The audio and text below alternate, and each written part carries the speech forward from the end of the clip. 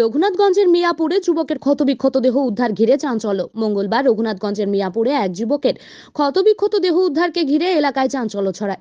মৃত ওই ব্যক্তির নাম ভুটু সাহা, বয়স 32। তিনি লরির চালক ছিলেন। বাড়ি রঘুনাথগঞ্জ থানার মিয়াপুরে। অবৈধভাবে একটি মহিলার সঙ্গে তিনি থাকতেন তার বাড়িতে। পুলিশ মৃতদেহ উদ্ধার করে ময়নাতদন্তের জন্য জঙ্গিপুর মহকুমা হাসপাতালে মর্গে পাঠায়। যুবককে খুন করা হয়েছে বলে পরিবারের লোকজনের দাবি।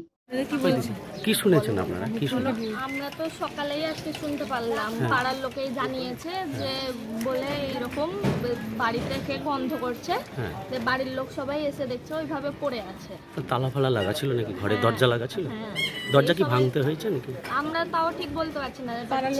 পাড়ার লোকেরাও বলতে পারবে, পাড়ার লোকেরা বলতে পারবে যে দরজা ভেঙেছে না দরজা খোলা ছিল। আপনারা গিয়ে দেখেছেন কি অবস্থায় পড়ে আছে?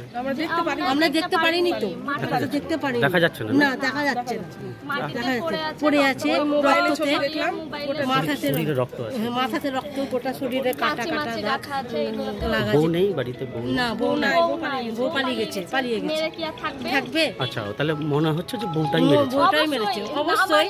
নিজে নিজে কেউ এখানে কাঁচি দিয়ে পড়বে না। আরে আপনাদের প্রতিবেশী কেউ হয় নাকি আপনাদের? আমাদের নিজেরই হয়, ভাসুরের ছেলে হচ্ছে। আপনার নাম কি? তিথি সাহা। আচ্ছা, আর ও কতদিন থেকে আছে এখানে? এখানে কতদিন থেকে আছে?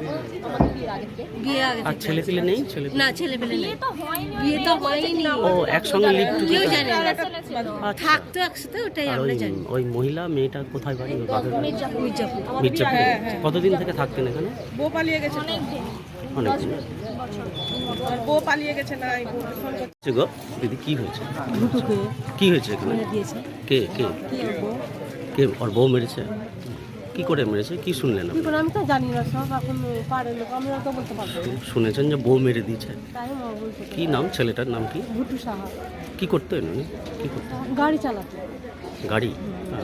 আর বউটা কোথায়? জানি না, আমি বলতে পারবো না। এখানে থাকতেন না? কতদিন থেকে থাকে এখানে? আমরা ওসব খোঁজ জানি না, ও আলাদা থাকতো। ওর বউ আলাদা থাকতো না? বউ আলাদা থাকতো? আলাদা থাকতো, আমাদের সাথে থাকতো না। আর কি হয়? আলাদা, হ্যাঁ? আপনার আমার কি? ভাসুরের ছেলে হয়। আচ্ছা, আর আপনার নাম কি? আমার নাম অনিকা সাহা। আর ওর বউ কোথায় থাকে বউ আমি বলতে পারবো না। জানেন না? তাহলে কিভাবে জানলেন যে ওর বউ মেরেছে? কি করে আমি জানবো? শুনছি। শুনলাম একজন টোটোওয়ালা, ওরই টোটোওয়ালা খবর দিল যে এরকম আপনার ছেলে সম্ভবত মারা গেছে, আচ্ছা, বাড়ি থেকে প্রচণ্ড গন্ধ, আপনারা এসে দেখে যান। ও যথারীতি তালা ভেঙে ভিতরে ঢুকেছে, দেখেছে যে দেহ মেঝেতে পড়ে আছে, পচাকলা দেহ। তালা দেওয়া ছিল? তালা, ছোট একটা তালা দেওয়া ছিল বাইরে থেকে। বাইরে থেকে দেওয়া ছিল? বাইরে থেকে, এইটুকুটাই। আর ভেতরেও একাই ছিল? ভেতরে একাই ছিল, আর কেউ ছিল না। বাড়ি কোথায়? আর কোথায় আপনারা কোথা থেকে? আমাদের বাড়ি এখানেই, ওই পাড়াতে বাড়ি। ও আলাদা করে এখানে থাকতো? আলাদা করেও থাকতো। এই তো বিধা হয়েছে নাকি? ছেলে বিয়ে আছে নাকি? একজনকে বউ বলতো, বিয়ে হয়েছে কিনা ওই জানে। আচ্ছা, আমাদের সঙ্গে ডিটাচ, মানে সম্পর্ক বাড়ির সঙ্গে রাখতো না। মা বাবা ছেলে পিলে কিচ্ছু নেই। আচ্ছা, আর কি কাজ করতেন উনি? ওই টোটো আছে, চারটা টোটো আর একটা গাড়ি। তো কি আপনারা কি সন্দেহ করছেন বা কি? সন্দেহ তো করছি যে ওকে মেরে ফেলা হয়েছে। কারা মারলো?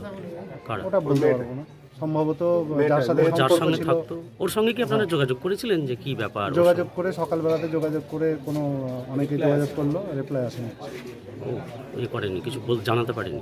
জানাতে পারেনি বলতে ফোনই রিসিভ করেনি। কিন্তু উনি মৃত্যুর খবর শুনেও এলেন না? না না না, এখন পর্যন্ত তো নেই, দেখতেই পাচ্ছেন, নাহলে তো ও তো দেখতে। কে হয় আপনার? আমার ভাই ভাই, আপনার নাম কি? কিরণ সাহা। কি হচ্ছে?